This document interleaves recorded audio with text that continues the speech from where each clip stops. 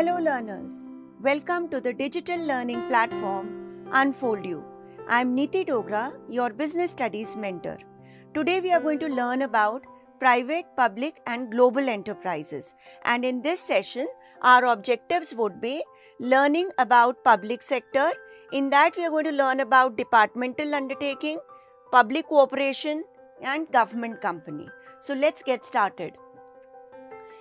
Now, private sector enterprises, there are these types: sole proprietorship, joint Hindu undivided family, partnership, joint venture, joint stock company.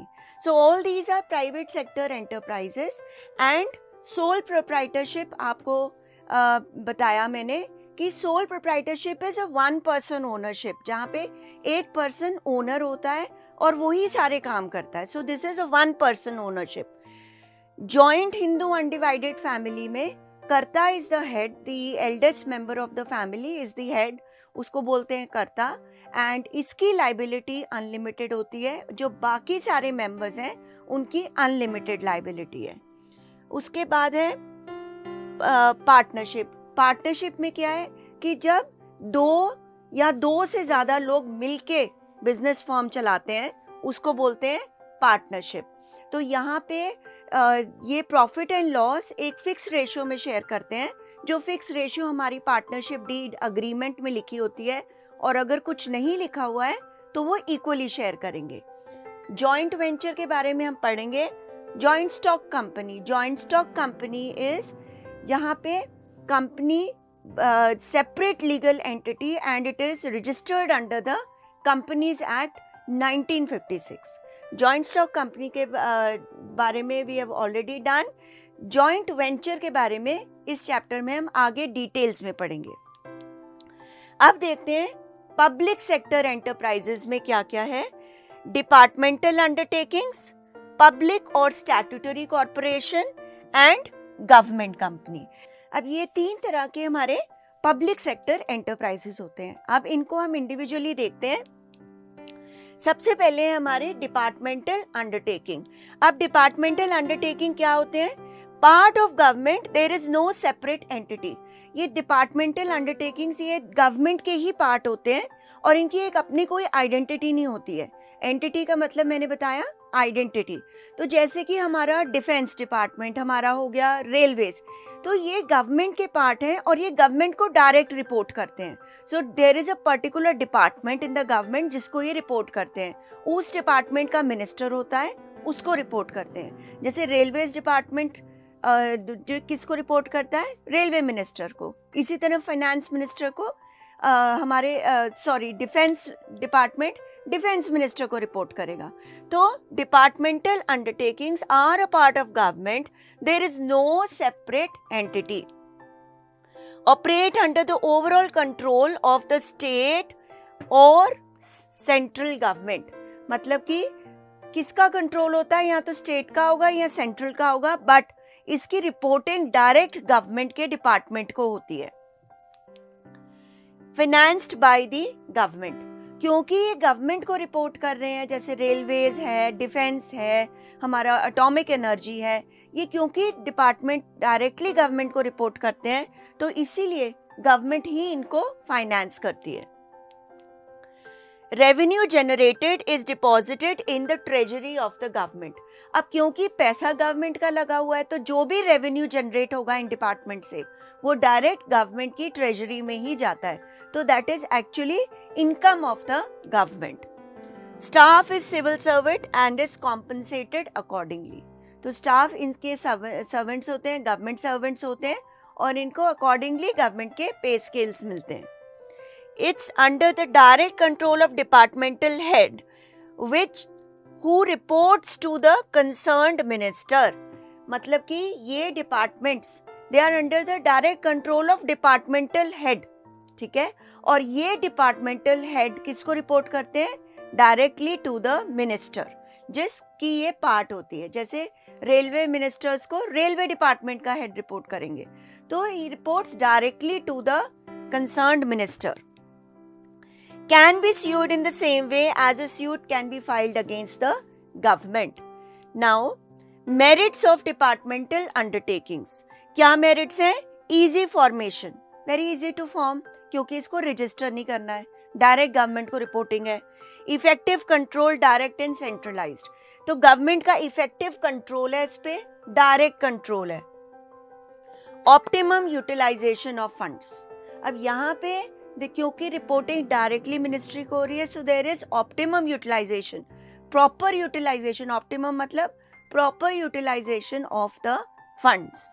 Accountability, direct parliamentary control, direct parliamentary control है, क्योंकि आपको पता है कि railway budget pass किया जाता है, defence का बजट पास किया जाता है, तो वो पार्लियामेंट में ही होता है, तो accountability, direct parliament control.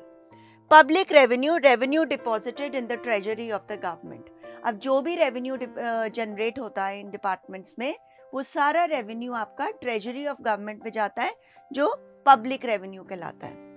Secrecy, government में avoid disclosing important facts on basis of plea of public interest, अब इंपॉर्टेंट फैक्ट्स हैं, अगर गवर्नमेंट को लगता है कि ये चीज़ नहीं बतानी पब्लिक में, इससे देश को नुकसान हो सकता है, देश की सिक्योरिटी को नुकसान हो सकता है, जैसे डिफेंस में कई चीज़ें ऐसी होती हैं कि जो नहीं डिस्क्लोज करनी होती, तो उस केस में the secrecy can be maintained by the government.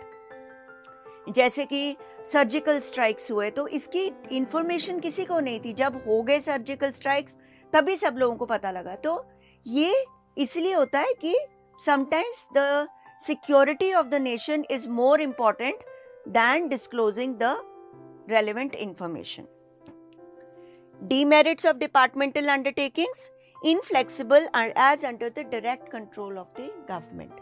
ये इनफ्लेक्सिबिलिटी भी आ जाती है, क्योंकि गवर्नमेंट का डायरेक्ट कंट्रोल है, तो क्वेश्चंस बहुत है, डिसीजंस लेने हैं तो गवर्नमेंट से पूछ के लेने हैं, इंडिपेंडेंट डिसीजन मेकिंग नहीं होता। तो यहाँ पे अगर कुछ भी डिसीजन लेना है तो पहले मिनिस्टर से, गवर्नमेंट से, पार्लियामेंट से अप्रूवल लेना पड़ेगा, तो इसीलिए इनफ्लेक्सिबल हो जाता है। Lack of motivation, no direct relationship between efforts and rewards, generally ऐसा ही होता है। प्राइवेट सेक्टर में तो लोग काफ़ी मोटिवेटेड होते हैं, क्योंकि जो ज़्यादा काम करेगा उसको ज़्यादा इनकम होती है, उसको बोनस भी मिलेगा, उसको आगे इंसेंटिव्स भी मिलेंगे, बट गवर्नमेंट सेक्टर में ऐसा जनरली नहीं होता, क्योंकि सबकी सैलरीज, पे स्केल्स एक स्केल पे होते हैं, स्टैंडर्ड होते हैं, तो लोग इसे मोटिवेटेड नहीं फील करते, क्योंकि जिसने ज़्यादा काम किया है उसको भी उतनी सैलरी है, जिसने काम किया है उसको भी उतनी है। Lack of financial autonomy, no long term planning as annual budget, long term planning नहीं होती यहाँ पे, हर साल बजट, एनुअल बजट पेश किया जाता है, जैसे कि रेलवे बजट एवरी ईयर, तो यहाँ पे लॉन्ग टर्म प्लानिंग नहीं हो सकती।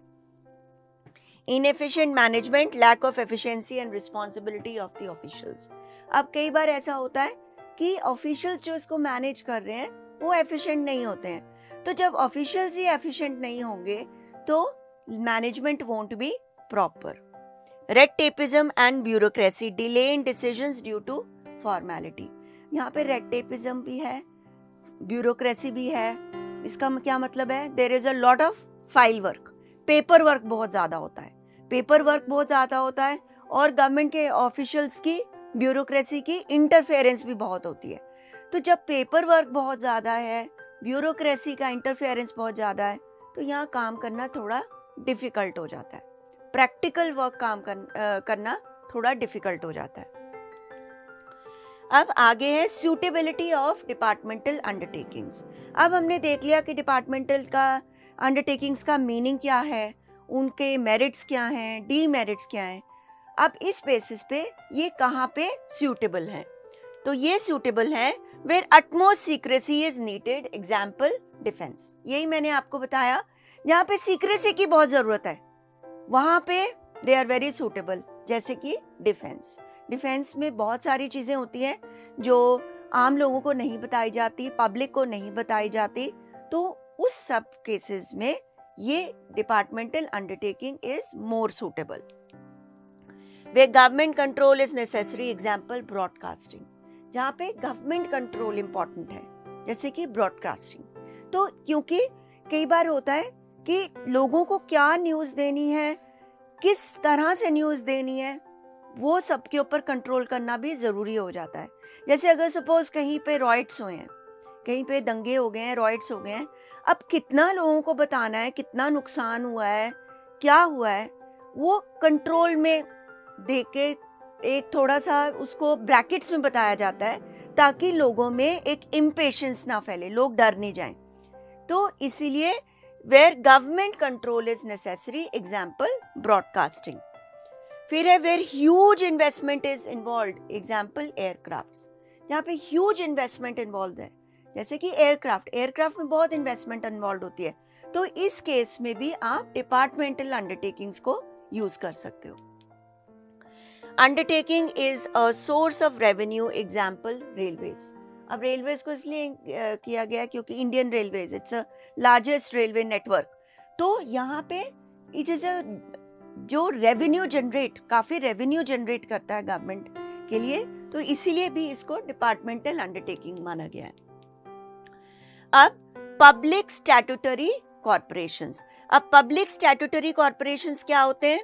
जैसे कि मीनिंग है इसका, body corporate form by special act of the parliament और बाय सेंट्रल और state legislator and have separate legal existence. अब इसमें क्या है कि they are form by special act of the parliament, parliament special act pass करता है इनको फॉर्म करने के लिए, और बाय सेंट्रल और the state legislator and have a separate entity of their own. They have a separate entity. जैसे departmental undertakings की नहीं थी, पर इनकी सेपरेट लीगल एंटिटी होती है। आगे इसमें fully financed by the government, ये भी फुली फाइनेंस्ड, पूरा पैसा गवर्नमेंट ही लगाती है इनमें। Power, objects, limitations are decided by the special act. इनके पावर्स, इनके ऑब्जेक्टिव्स, इनकी लिमिटेशंस, कि कितना इनका एरिया ऑफ वर्क है, वो सब डिसाइड कौन करता है? Special act of parliament. क्यों डिसाइड करता है? क्योंकि they are formed under the special act of the parliament. Managed by board of directors appointed by the government. अब इसको मैनेज कौन करता है? Board of directors. अब बोर्ड ऑफ डायरेक्टर्स कौन अपॉइंट करता है? गवर्नमेंट। तो इसीलिए इनकी management is by board of directors who are appointed by the government, separate entity forward by law. Example FCI, LIC, ONGC, etc. Food Corporation of India है हमारा, life insurance corporation है, oil India, oil and gas corporation है। तो ये सारे हमारे किस में है? स्टैट्यूटरी कॉर्पोरेशंस में। अब हम देखते हैं merits of public statutory corporations. इनके क्या मेरिट्स हैं? फर्स्ट है administrative autonomy, manages it's affairs with independence. यहाँ पे एडमिनिस्ट्रेटिव ऑटोनॉमी होती है, इसका मतलब क्या है कि इनको फ्री है, ये इंडिपेंडेंट है अपने अफेयर्स खुद मैनेज करने के लिए। क्यों? क्योंकि एक इनकी सेपरेट आइडेंटिटी है, ये क्रिएट हुए हैं स्पेशल एक्ट से, तो इसीलिए इनके पास एडमिनिस्ट्रेटिव ऑटोनॉमी है, ये इंडिपेंडेंटली अपने डिसीजंस ले सकते हैं। Quick decisions free from red tapeism as there is less work and formalities.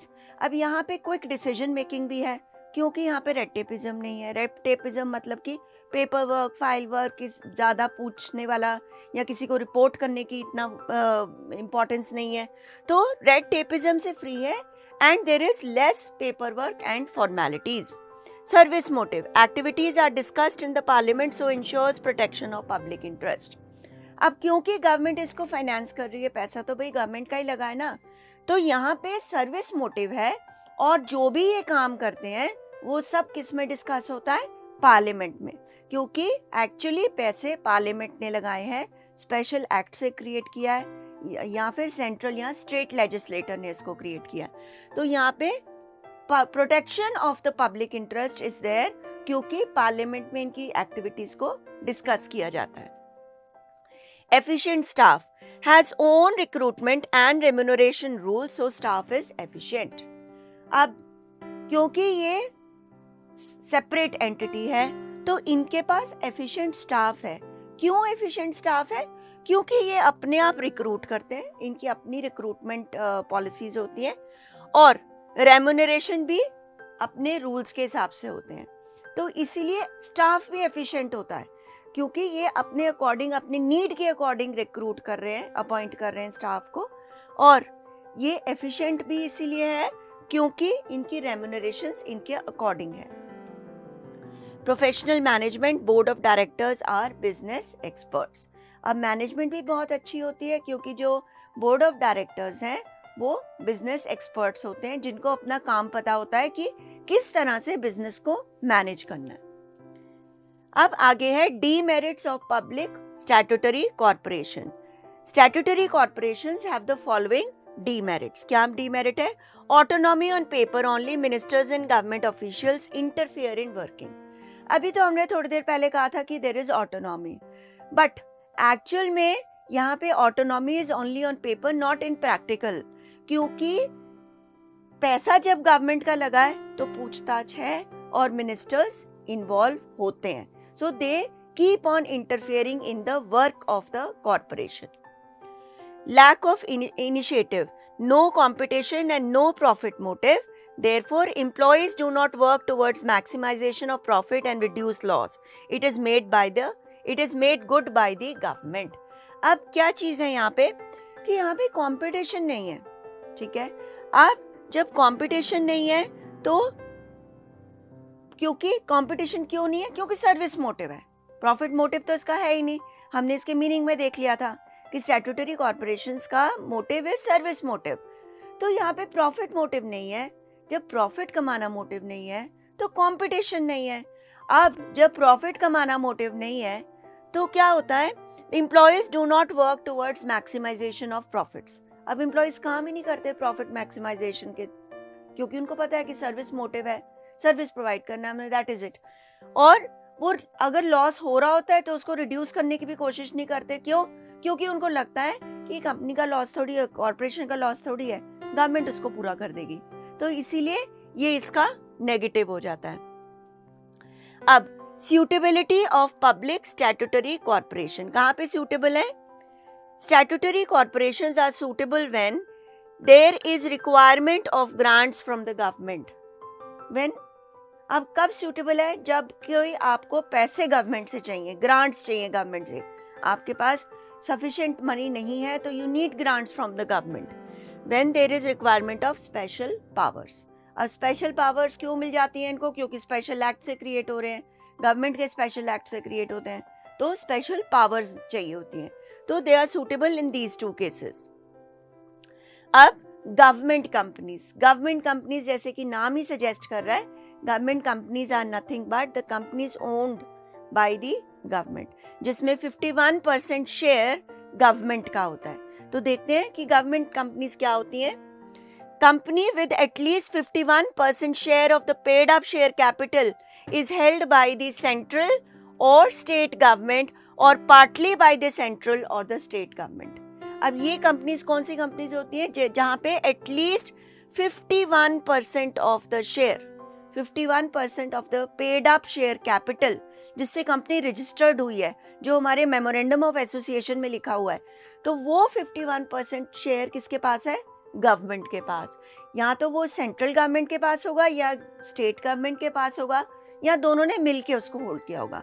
सो वो कंपनीज जिसमें 51% of the share is held by the central और द स्टेट गवर्नमेंट हमारी क्या होती हैं? Government companies. Governed bye provisions of the companies act 1956। लेकिन इसको government companies इसको गवर्न कौन करता है? Companies act 1956। अब फीचर्स ऑफ गवर्नमेंट कंपनी के क्या फीचर्स होते हैं? सबसे पहला फीचर है registration. Companies Act 1956. It's registered under the Indian Companies Act 1956. Ownership. Wholly or partly controlled by the government. यही हमने definition में देखा था कि इनका ownership is partly or wholly by central or the state government. फिर है share capital owned in the name of the president. और जो share capital होता है वो कौन किसके नाम पे होता है?